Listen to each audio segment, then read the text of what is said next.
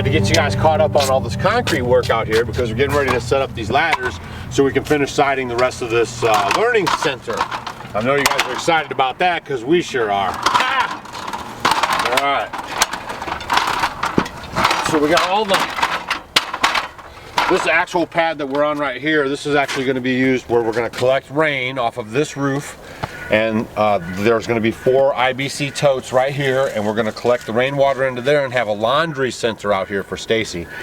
This part over here will have the clothesline. Over here to your right is going to be another kind of a clothesline. So we're going to show you guys a total off-grid laundry setup. And I'm trying to get this thing done before the snow flies. So if we can get it done, you guys will see that in operation. Otherwise, it'll be like a spring thing, but we'll have it all ready to go. Oh no, it won't be. Oh no. It will be done as soon as possible. I'm on it. I'm on it. Definitely. All right, so that's what's going on here. So I wanted to show you guys what went down with these concrete pads here, because on the back side here that you guys saw too, we're going to be using that when we do processing chickens and showing you guys during our learning center setup how to process chickens hands-on, okay? Now, so I want to show you guys something over here real quick. And this right here, electric, you know, so when we have the solar power going and we need to run the generator to charge the batteries, this is where the generator is going to sit. That's also why we had to have the concrete pad. Just trust me, behind every good solar system is a great generator. That's for sure. So we're going to start working on the siding. Those will be the next couple videos you guys are going to see. Then I'm going to do the chinking and staining. And then we're going to do something different on the end of this building. And I'm going to need your guys' help. So stay tuned. If you guys haven't hit the subscribe button, make sure you do that. And then I'm going to ask you guys for some help as we get into this in the next day or two, the next couple videos. And then we'll resolve this issue. And then we're going to be moving inside, getting the hot water tank set up. And also, you know, finishing up the solar setup, which is totally plug and play. You guys are going to be amazed by it. It's probably the easiest and most efficient solar setup on YouTube today. Maybe, I don't know. Quite a claim. All right, so now here, Stacy's going to show you guys what happened. Well, here, first off, those guys that did the concrete work also helped us remedy the situation going on in the root cellar, okay? So I'm going to show you guys a little bit of what they did and how they rigged it all up, right? And how they got finished, and then Stacy's going to actually take you on a tour of the root cellar and show you what's going on down there. So don't go anywhere. Enjoy this little footage here of these guys working hard, getting this situation fixed in our root cellar. Because it's my new favorite place to be now. I'm very happy with it.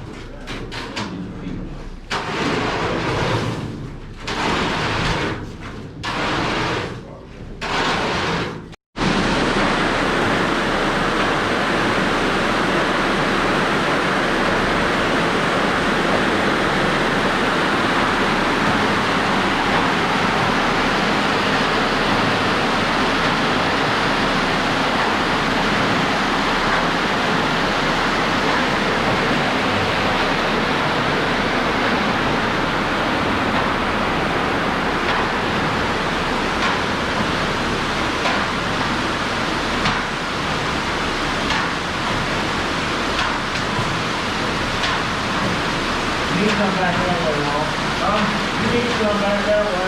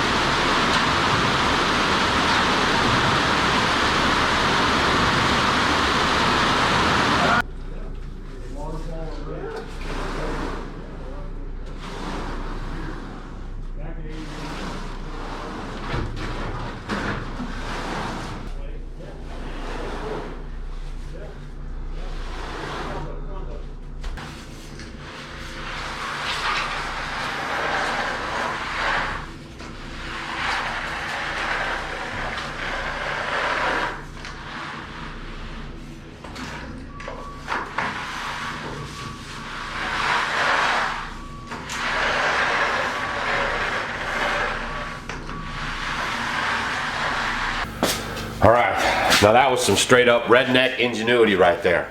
Those concrete guys have years and years of experience, and I was impressed to see how they managed to work this little tight area. These are actually the doors. They came through here and shooted that concrete right down into the basement. You notice they put a heavy milled plastic down underneath the concrete, and that's to keep the moisture from coming up and actually soaking through the concrete, okay, because concrete is porous. So you'll want to put that down if you want to control moisture in an area. If you have a building that you're not going to heat, or you don't care about the moisture, it's really not that necessary. But if you do care and it's going to be a regulated area, you want to have that moisture barrier underneath your concrete, okay? And now it is very regulated now. We're happy how it turned out. Yeah, it's a big difference. So we're going to take you guys downstairs. Stacy's going to give you guys the tour. We still have some things that we're working on and putting in there. So it's not complete by any means, but we just wanted to get you guys caught up to date. Because it is a work in progress, because it's new for us. You know, it's something that we're learning and kind of working with, and right now I'm really happy with how it's been fixed up. So, Yeah. So come on down, I can't wait to show you. Yeah, we'll take you downstairs. Oh, one of the things about root cellars, if you guys are going to do any kind of food storage, especially if your root crops are down there, is light is something you don't want down in your root cellar, okay? It's the killer. So you want to have light as limited as possible. There's a light downstairs. We're going to turn it on for you guys. But a lot of times we're down there with our headlamps, or if we go down there, we're specific. We know right what we're going for, and we come right back out. I mean, you don't have to be super crazy about it or anything, but you know, you just don't want to have any light just like on all the time. So if you're keeping your food in your basement, you could actually use your basement as a food storage place. Just section off a little corner and make it like a dark closet right there in the corner of your basement somewhere, and you'll have a fantastic root cellar there as well. So, because I'm going to give you guys some ideas that I kind of went with, and I'm trying this year, that you can do if you have a basement, that you're going to be able to do a lot of these ideas that I've done here in your basement, and that way you could store a lot of root crops too. And basically this is a basement now, you know, with the building on top of it and everything else. One of the differences that we use the ICF, the insulated concrete forms, and insulated concrete forms, yeah. And basically that's like a styrofoam on the outside of the concrete and on the inside of the concrete, and that keeps the transfer of the heat and moisture from going through the concrete. So the basement now stays a very consistent temperature, okay, and moisture level, now that we got the concrete floor in there. All right, enough jibber jabbing, let's go check it out. Let's go.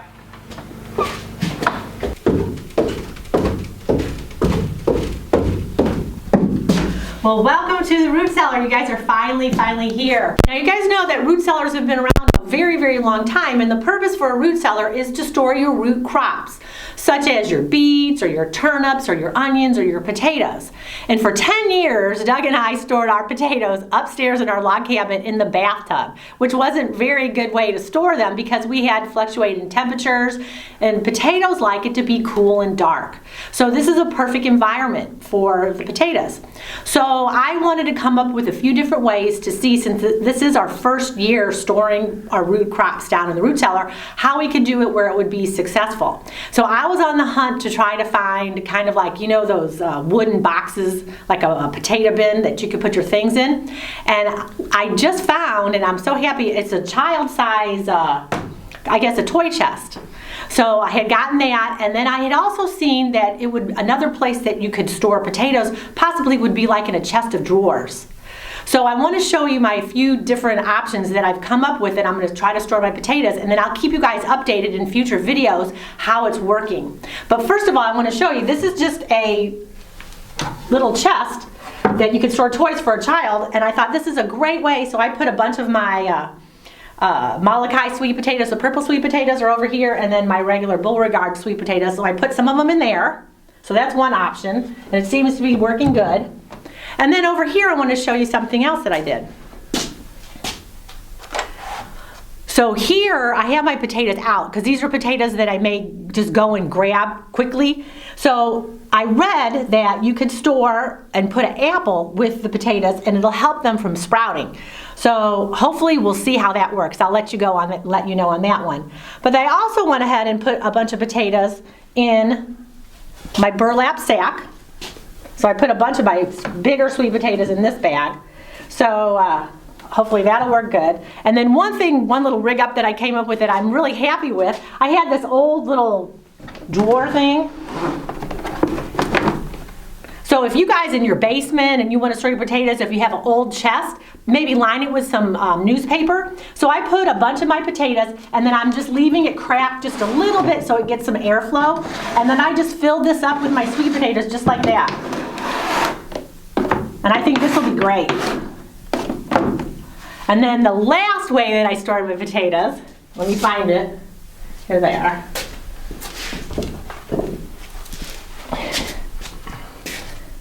I have some 5-gallon buckets that I put some potatoes in, and I just set the lid on loosely, and I'm trying to go ahead and I'm putting sawdust. So I start off with a couple inches of sawdust, and then I just misted it with a little bit of water because you don't want it to be too moist but not too dry. And then I went ahead and I put my potatoes in there, and right here, the ones on the top, because we had the light on in here, they started to sprout already. But I bet you the ones on the bottom haven't. So that's another way I'm going to try to store them. So I've done layers. I kind of did like you make lasagna. I put a couple inches of the sawdust, and then I put my potatoes all the way up. And I also did that with my beets too. I'll show you guys how I did that. So we'll see how that works too. Today, this whole year is like an experiment. Now, root cellar isn't just made for root crops. You can store a lot of other things. There's a lot of other products that you want to store down here that needs controlled temperature. And one of them is our honey. So we have lots of honey all over. You're going to notice that we have a lot of 5-gallon buckets that I have a lot of different things in. And honey, we have honey in some glass jars, and I also have a lot of different things here. We have MREs, just in case if we have an apocalyptic type scenario that we can nibble on that if we need to. But then I have lots of different things in here. And if we come over here, I want to show you one of my favorite flowers, and I think it is my favorite flower, is einkorn flower. So I have lots of 5-gallon buckets of the einkorn berries, and then that way I have my grinder that's upstairs that I could go ahead and grind my wheat berries, and then I'll have fresh flour. You guys might not know this, but you can get your flour in the rawest form that you can get, which are berries. And I want to show you what it looks like.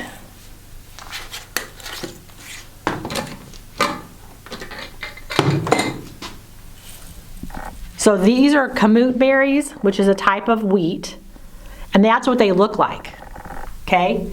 So what happens is when you grind this up and you turn it into flour, then once it's been put into flour, it starts losing its nutritional value very, very quickly. So this way, I'm going to keep all the nutrition in this little bitty hull like this. And you know what? When I've opened up my wheat berries, and I've had some of those wheat berries in there for years, I've never found a weevil. But when you have flour, you find those weevils a lot. So I think that has a lot to say about that. But it definitely does keep the nutritional value, and I enjoy doing it. It has a much better flavor after I grind it to do it from the wheat berry. And you guys can order it. And any kind of kamut is a good one, Khorasan wheat, and also the einkorn berries, and that one's my favorite. I love the way that one tastes. But it's a great way that you can store your flour. Now moving over here, I want to show you guys something that's really, really amazing for you guys to start storing, which is your fishes, like sardines and salmon and tuna, because those things are very long and shelf stable. I looked at some of the labels on my sardines and things, and it's like 2024, and we're in 2020 right now. So that's a great thing to store. And I'm all about nutrient-dense food. I don't want to have things down here like ramen noodles that have MSG and horrible things inside of them to help keep me healthy. If you want something good to put in your root cellar, this is nugget alert, put sardines, because they're so nutrient-dense with your omega-3s, and they're just amazing. They have everything in it, calcium and all these things that you need for your body. This is one thing everyone should be storing. So every time I go to the store, I always grab a couple more sardines, getting some salmon, and then that way I have this. It is so good for you. Now, I've also put down here, we love maple syrup here, and I use a lot of olive oil and coconut oil. So we try to stock up on these things because that's what I like to do for my sweetener. We like honey and maple syrup, and I do a lot with the olive oil. So we stock up on a lot about that. And then I have all of my dry goods up here that I've done. I've dehydrated a lot of different things, from garlic and lots of herbs, and here's some pepper, red pepper, and sun-dried tomatoes. And I like to roast, I like to get macadamia nuts, and I like to roast them at home. And then up here I have lots of a lot of my herbs that I've been drying out. And so this is just a place that I can keep it in. It's so nice that I have the ability to store it now, and I can keep it in a stable environment. And that is something living off grid for 10 years that we never had. We never had that ability to store things, and so I would have it and it would be getting hot and cold, and then that way it doesn't last as long as it loses lots of its value. And down here, it's definitely a very stable temperature. Now, I've also, over here, I have quite a few different other 5-gallon buckets from beans and sugars, and what else do I have here? I think I have some, oh, here's some more wheat berries. I have lots of wheat berries. And it's so funny. I don't do a lot of sugar here, but I have cane sugar here because I bake a lot of kombucha, so I need that, and then I also like it for my hummingbird, so I do use the cane sugar for that. And then over here on this rack, I have a lot of my ferments. I do a lot of fermenting here in the garden, and I try to ferment as much as I can from that we grow outside. So I make a lot of apple cider vinegar, and I have a lot of my half-gallon jars that I put, beets or sauerkraut and things like that I like to eat more of, because I probably would say my 2 favorite things that I love to ferment, I love beets and I love my kimchi and sauerkraut. So I like to do those in really big containers. But then I have a variety of foods, so I try to figure out, how long is a ferment going to last Doug and I for a week or so, and then I try to add a nice variety with carrots and salsas and cauliflower and beets and pickles, and try to do a lot of different chutneys and things like that. So that way we have a good variety of food when we are, having our meals inside. And then down here, I want to show you is I have some apples. Okay, these are the apples that we picked from our tree. And I want to talk a little bit about ethylene gas, because all of your produce, especially your fruits, like apples and pears and things like that, produce an ethylene gas. And what it is ethylene is like a hormone. So I think like we have hormones to help us grow and to develop. Well, that's what they have, a hormone in them to let them know when it's time to ripen. So certain things that you put in your root cellar produce more ethylene gas. And apples are probably one of the worst. So what I've done is I've already processed, apples for applesauce, and I've fermented some apples already. Some of these apples down here, I'm just keeping down here so that we can eat. And other ones that I'm gonna go ahead and turn into apple cider vinegar and go ahead and make into some other things. But these are gonna be emitting the most gas to ripen other things in here. Like we have the potatoes, like I have sweet potatoes and regular potatoes. Well, those things don't emit quite as much ethylene gas compared to your fruits would. So you want to just make sure when you have your root crops and things that they're separated, and you don't want them near other things with that gas to help them ripen quicker. So that's why I have my apples way over here, and then my potatoes way over there. All right? And then I also have a nice variety of some of my apple brandy that I try to make every year. So I will be making that also. And if you guys haven't seen, I've done a couple videos on how to make this. And it's so simple and easy. It's just apples, raisins, and sugar. So go back and check that video out too. So I like that. And then I also have over here, I wanted to show you my beets. Now I decided to store the beets in the 5-gallon bucket. So here's the beets. I did the same thing like I did with the potatoes, with the beets, where I did a couple inches of the sawdust. I just misted a little bit with a squirt bottle. And then I put my beets in here. Here they are. And they're storing really good because I've had these in here for a while. So they're doing pretty good. And then that way, because I love roasted beets. How many of you guys like roasted beets? They're so good with a little butter or ghee on them and some salt in the oven. They're wonderful. And then I'm going to show you guys real quick. So here's my beets. These are fermented. For a lot of you guys that don't know, fermenting is where I'm going to keep it in its most natural form, where it's still a live food. Because when you can something, you heat it up. So it destroys all the enzymes in it. So this way I'm keeping it alive, and it's going to have so much benefit. It's good for your gut health, it's good for your energy and your skin, and it's just wonderful, and it's a live food, and I haven't killed it. And actually when you ferment something, it does increase the nutritional value of what it was before. So that's why I like to ferment a lot of things. And beets are so good. So a lot of people ask me, how long do the fermented foods last? And they'll last easy 6 months to a year in nice cool temperature like this in a root cellar. You guys remember how I was talking about the ethylene gas and how different things produce ethylene gas? Well, we had so many green tomatoes and we had a bad frost, so I decided to bring a lot of them in here.